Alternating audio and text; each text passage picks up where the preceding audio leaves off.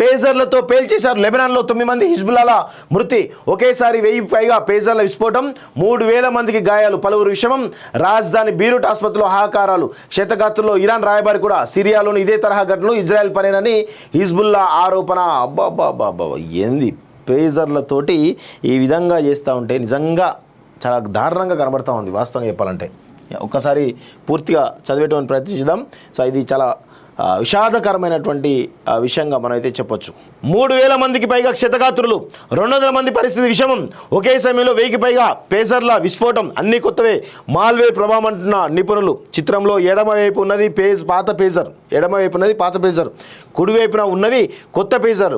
ఈ కొత్త పేజర్లో మాల్వేర్ చొప్పించడం ద్వారా ఇజ్రాయెల్ వీటిని పేల్చివేసి ఉండొచ్చని భావిస్తున్నారు. ఇది లేటెస్ట్ టెక్నాలజీలా కనబడతా ఉంది. సో చూడండి, లెబనాన్ కేంద్రంగా ఇజ్రాయెల్పై 37 దాడులు చేస్తున్న హిజ్బుల్లా ఉగ్రవాద సంస్థకు కోలుకోలేని దెబ్బ తగిలింది. ట్యాపింగ్ నుంచి తప్పించుకునేందుకు పేజర్లు వినియోగిస్తున్న హిజ్బుల్లా పాలిట ఈ పరికరాలే మృత్యుగా మారాయి. మంగళవారం మధ్యాహ్నం 3:45 గంటల సమయంలో లెబనాన్ ఏకకాలంలో 1000కి పైగా పేజర్లు విస్ఫోటం చెందాయి. బీరూట్ సహా పలు నగరాల్లో జరిగిన ఈ పేలుళ్లలో 9 మంది మృతి చెందగా 3000 మందికి పైగా గాయపడ్డారు. క్షతగాత్రుల్లో తీవ్రంగా కాలిన గాయాల 200 మంది పరిస్థితి ఆందోళనకరంగా ఉంది. ఈ ఘటన జరిగిన వెంటనే పేజర్లను కాల్చేయాలంటూ హిజ్బుల్లా నాయకత్వం ఆదేశాలు జారీ చేసింది. భద్రతా పరంగా ఇదో అతిపెద్ద లోపమని వ్యాఖ్యానిస్తూ ఈ దారుణాలు ఇజ్రాయెల్ పనేనని ఆరోపణలు చేసింది. ఏకకాలంలో 1000కి పైగా పేజర్లు పేలిపోవడం కాకతాళీయం కాదని, పక్కా ప్రణాళికతో జరిగిన దాడి అని నిపుణులు చెబుతున్నారు. ఈ పేలుళ్లలో లెబనాన్ ఎంపీ కుమారుడు మృతి చెందగా బీరూట్లో ఇరాన్ రాయబారి ముస్తఫా అమానీ తీవ్రంగా గాయపడినట్లు రాయిటర్స్ వార్తా సంస్థ తెలిపింది. లెబనాన్లోని రెడ్ క్రాస్, రెడ్ క్రెసెంట్ సంస్థలు కూడా ఒక్క బీరూట్లోనే 50కి పైగా అంబులెన్స్లు వినియోగించామని, 300 మందికి పైగా ఎమర్జెన్సీ బృందాలు క్షతగాత్రుల చికిత్స అందిస్తున్నాయని పేర్కొన్నాయి. పేజర్లు పేలడానికి ముందు అసాధారణమైన బీప్ శబ్దం వచ్చిందని ప్రత్యక్ష సాక్షులు చెబుతున్నారు. మరోవైపు సిరియాలోని డమస్కస్లో కూడా హిజ్బుల్లా నేతలు వినియోగించే పేజర్లు పేలిపోయాయని, 11 మంది తీవ్రంగా గాయపడ్డారని అల్ జజీరా తెలిపింది. లిథియం అయాన్ బ్యాటరీతో తీవ్రత.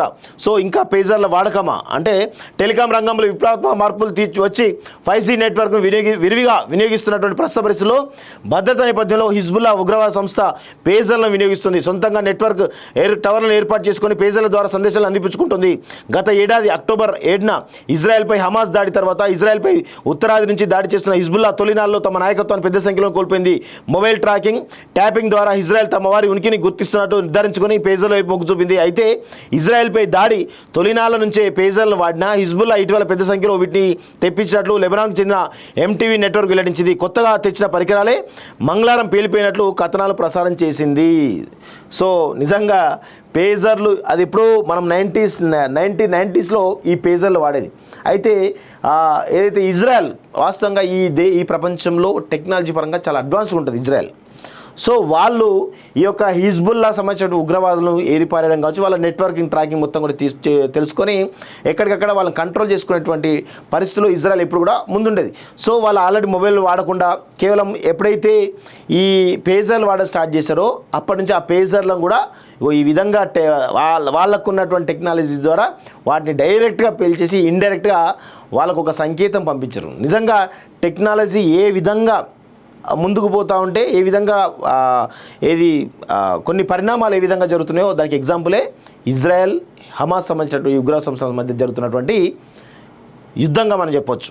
సో ఇలాంటి గడ్డు పరిస్థితులు ఇంకా ఉన్నాయంటే కొంత విచారకరమే వాస్తవంగా చెప్పాలంటే.